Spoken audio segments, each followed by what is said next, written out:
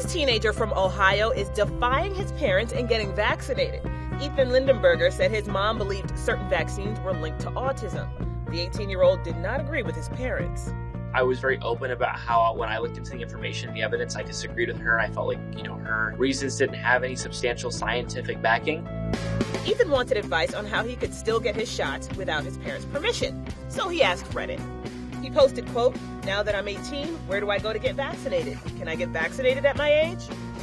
Ethan said he wanted to protect himself from measles, the HPV virus, and hepatitis. But his mom wasn't happy about his decision. There's a degree of feeling like, he doesn't trust what I say as a parent. I question her judgment, but not her care. For Ethan, the disagreement was more serious than your average mother-son tiff. Even my mom and I discussed this. Every single time that I've spoken to her about this topic, it was kind of just dismissed as like, oh, Ethan's just arguing with me. And I was really looking into some hardcore evidence I felt like was very concrete.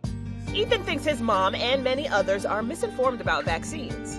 For my mom, she would never vaccinate against my 3-year-old sister because of those kind of arguments. Because even if she believed the vaccine wasn't super dangerous, she's been led to believe that, measles isn't that big of a deal. She doesn't need to vaccinate against it. Even though he doesn't agree with his mom, the teen later apologized for how he reacted. I did apologize, and I kind of do apologize for calling my mom stupid in the original Reddit post. And he said his mom also wished she'd handled that situation better.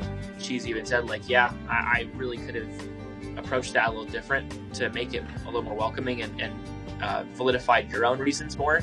Now the two are learning from their conversation together.